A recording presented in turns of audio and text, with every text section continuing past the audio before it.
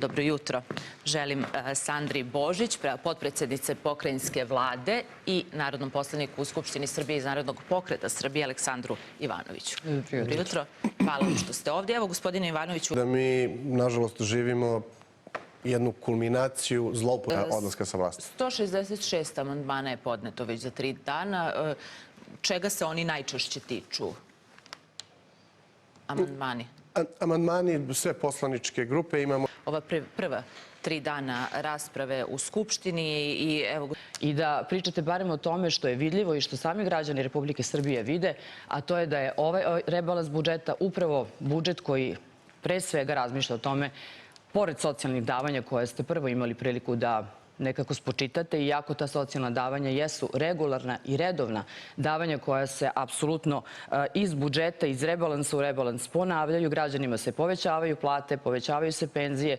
To što vi mislite da se to vezuje kampanju, jer vama to ne odgovara, vama ne odgovaraju ni izbori, čujem da ste juče zavapili da izbora ne bude. Dakle, suština jeste u tome da država Srbija zaista jeste ozbiljna država, kao što Aleksandar Vučić je zaista... Od stvari koja je zaista interesantna jesu te prazne klupe u Skupštini i pošto vi sedite tu na svom radnom mestu, zanima me kakav je vaš stav prema odluci vaših kolega iz opozicije da ne dolaze u Skupštinu i da samim tim nemaju prostor da iznesu svoj stav, kritiku, predlog ili nešto četvrto. Neka te kolege da prosto ovo vreme ne pojedemo na taj način. Velika je razlika, sad kao advokat, velika je razlika kad to izgovorite u studiju i u parlamentu. Za sve što se izgovori u parlamentu je u nekom žaru političke borbe, ima jednu kategorizaciju, a za sve ovo što je izgovoreno mimo studija, gospodin Aleksić ima na desetine presuda upravo na ove optužbe i ove kvalifikacije u njegovu korist. Dakle, to je dokazana apsolutna laž koja se ponavlja u medijskom prostoru koji su osvojili kad su došli na vlast i drže ovih 14 godina, pokušavajući da slude građane Srbije. Ne bi se sa vama složili građani Trstenika. Vraćajući na neki prethodni period 2012. pre 2012. godine, a ljudi, mi živimo u 2026. godini.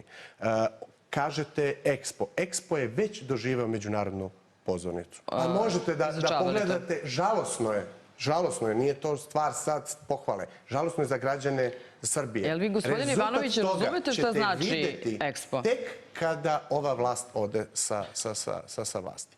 Oni se hvale nekakvom socijalnom pomoću, pa su nas juče u parlamentu i prekjuče optuživali, eto, vi ste protiv odluke da se 6.000 dinara dodeli građanima Srbije. Ali jeste? Hoćete glasati za taj predlog?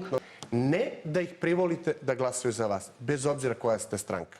To je u trenucima kad se neko... Za vas, ja mislim da upravo ovo što vi govorite jeste čist populizam i ne znam... Tada su postali posle toga uspešni poljoprivrednici.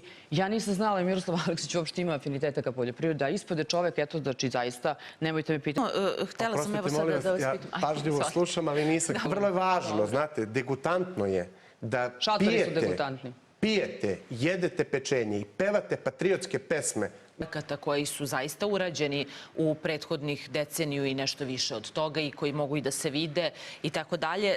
I jasno je da kao opozicija vaš zadatak nije da hvalite vlast, ali ima li zaista tu nešto što vi smatrate da je projekat dobar, da su ti putevi koji su izgrađeni dobri i tako dalje? Gledajte, mi živimo u jednoj nenormalnoj atmosferi velikih podela zašto je vlast kriva, odgovorna za prethodnih 14 godina u kojoj je dosta teško naći normalan prostor za razgovor. Naravno da niko od nas nema ništa protiv bilo kog infrastrukturnog projekta, bilo koje mere koja utiče na razvoj Srbije, poboljšavanje standarda građana. Ali imam ogroman problem. Ako ovu čašu plaćate 1.000 evra novcima građana Srbije, a onda se taj novac preliva koruptivnim metodama u članstvo Srpske napredne stranke, a oni postaju novoregistrovani zvanično devizni milioneri i milijarderi. S tim imamo užasan problem. Jer ako uzmete novac od neke međunarodne finansijske institucije. Ona će... I da mi kažete u kakvoj atmosferi je sada vaša stranka, kako izlazite na izbore, da li pravite dogovore sa drugim opozicionim partijama, jel nešto tu konkretno se dešava, da li ste uopšte u komunikaciji sa studentskom listom, pokretom? Daću odgovor, naravno, ali moram da teritorije. To nisu mogli da urade na konferenciji za štampu. To su morali da odrade kroz formu nekog incidenta. Od tog trenutka Albin Kurti preuzima štetočinske vlasti u prethodnih 14 godina. Mi ovde nemamo, ova emisija traje 30-40 minuta, mi nemamo priliku da prosto otvorimo suštinski problem, spregu teškog i ozbiljnog kriminala sa vrhom ove države, koji prosto građani Srbije godine. Dakle, Expo, Savamala i Generalštab iskorišćeni kao primjeri sistemske korupcije gde se kroz lex specialis suspenduje pravni sistem jedne države i na taj način se neka lukrativna stvar za vlast realizuje. Odgovor za izbore. Odgovor za izbore. Dakle, spremni smo desiti ili ne, ostavit ćemo za trenutak raspisivanja izbora. Dakle, u svakom slučaju ćemo pružiti otpor ovakvoj vlasti. Pružamo i u parlamentu, pružamo i na ulicama i na tim izborima. U parlamentu, još jednom, jer je 2 puta netačna informacija, naši poslanici, dekor u jednoj predstavi, u jednom realitiju gde centralnu ulogu igra predsjednik države, a sve ostalo je usmereno. To nema suštinski onu ulogu, o tome možemo da pričamo. Ja tome svedočim kao član Odbora za kontrolu službi bezbednosti, gde postavljam vrlo otvorena... Ali će podjednako vremena dobiti, bez obzira što... Odgovorite i... Naravno. Što probijemo termin. Nema problema. Hvala. Dakle, suštiniranje saradnje sa međunarodnim finansijskim institucijama, pa nije to tek tako.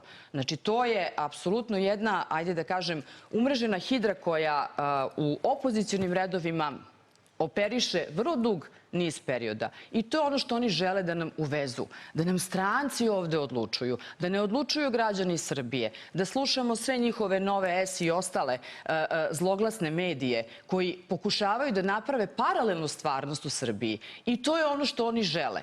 Po apsolutnom receptu na koji način je, a ja sam politikolog i mogu o tome da vam pričam zaista jako dugo, raslojavana Ukrajina, na koji način je u svakoj državi od 59, ukoliko je pokušana obojena revolucija, upravo ovo bio prvi početak i slovo A od blokadne kuharice kod nas, da se građani Republike Srbije rasloje, razjedine, da se po svakoj mogućoj meri stave na 2 pola. I to je ono što oni govore. Mi ćemo na jednu stranu, a vi ćete na drugu. Ne, na jednoj strani je država Srbija.